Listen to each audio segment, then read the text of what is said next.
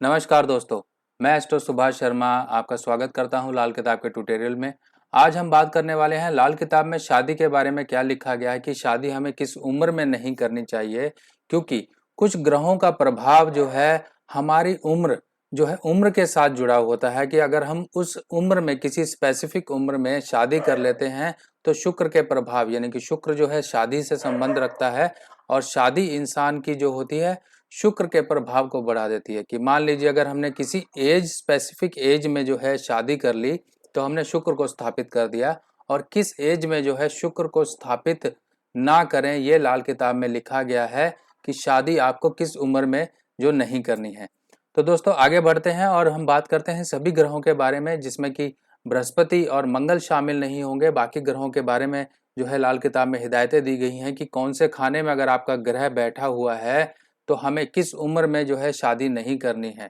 अब बात करते हैं सबसे पहले सूर्य की। देखिए अगर सूर्य लगन में बैठा है यानी कि खाना नंबर 1 में बैठा हुआ है तो यहाँ पर लाल किताब में लिखा गया है कि 24 साल की उम्र से पहले जो है शादी ना करें। 24 साल की उम्र से पहले शादी अगर करेंगे, क्योंकि सूर्य की उम्र और जो चंद्रमा की उम्र अगर इस समय के बीच में आपने जो है शुक्र को स्थापित किया तो ये आपकी मैरिड लाइफ में और जो है ओवरऑल चीजें आपकी लाइफ में जो है बहुत बड़ी डिस्टर्बेंस क्रिएट कर देगा।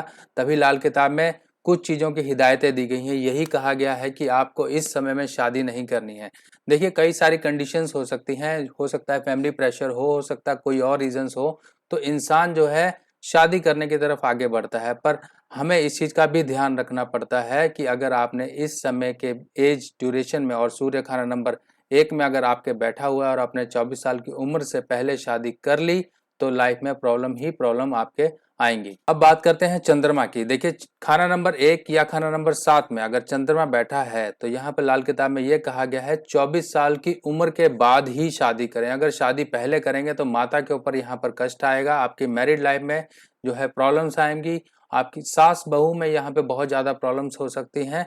तो यहाँ पे हिदायत यही दी गई है कि खाना नंबर 1 में या फिर खाना नंबर 7 में आपके चंद्रमा है तो 24 साल से पहले जो है शादी ना करें। अब शुक्र की बात कर लेते हैं। शुक्र के अगर मान लीजिए खाना नंबर 1 में है, खाना नंबर 4 में है, खाना नंबर 6 में है, अब ऐसे केस में शुक्र की जो अवस्था होती है वो काफी नेगेटिव होती है।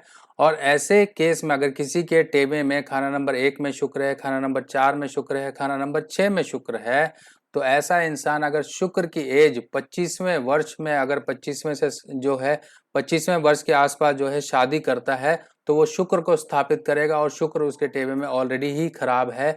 तब ऐसे केस में धन माया दौलत हर तरह से इंसान जो है परेशानियां ही भोगता है। तो जिसके भी टेबे में खाना नंबर 1 में, खाना नंबर 4 में या खाना नंबर 6 में जो है शुक्र है तो जो है इंसान 25वें वर्ष या 27वें वर्ष के बीच में शादी बिल्कुल ना करे।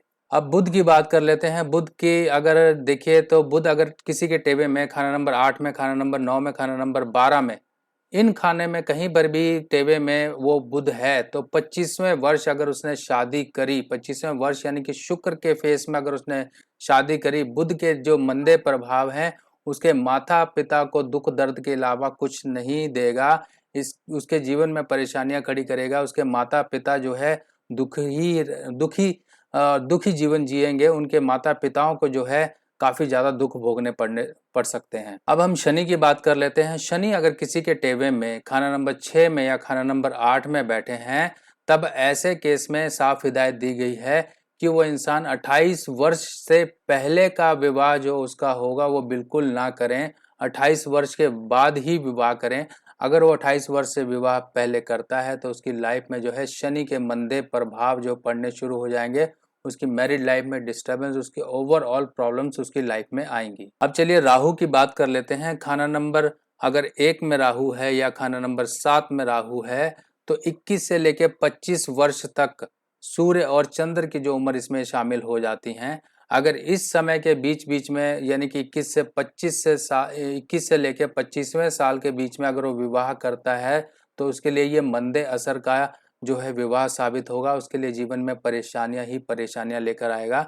तो इस चीज का आपको परहेज रखना है कि खाना नंबर 1 में या खाना नंबर 7 में आपके राहु है तो 21 से लेकर 25 साल तक शादी का जो आपका प्लान है या विचार है उसको आगे पोस्टपोन कर दीजिए। अब हम बात कर लेते हैं सूर्य और शुक्र के बारे में। देखिए सूर्य और शुक्र का आपस में मेल ही नेगेटिव है और ऐसे केस में अगर जो है इंसान के टेबे में अगर मान लीजिए सूर्य और शुक्र किसी भी भाव में है, यहाँ पे कोई हम स्पेसिफिक खाना नहीं ले रहे हैं, सूर्य और शुक्र का अगर टेबे में कहीं पर भी एक साथ दोनों बैठे हुए हैं तो उन लोगों को 22वें से लेके 25वें साल तक कभी भी शादी नहीं करनी चाहिए। अगर ऐसे केस में वो सूर्य शुक्र के अगर टेबे में उनके साथ दोनों के दोनों ग्रह अगर सूर्य शुक्र आपस में बैठे हुए हैं और ऐसा इंसान 22वें से लेके 25वें साल के बीच में शादी कर लेता है तो सूर्य और शुक्र का जो है मंदा प्रभाव साथ में चंद्र को भी यहाँ पे खराब हो जो अवस्था उसके साथ क्रिएट होगी और उसकी लाइफ में प्रॉब्लम्स आएंगी।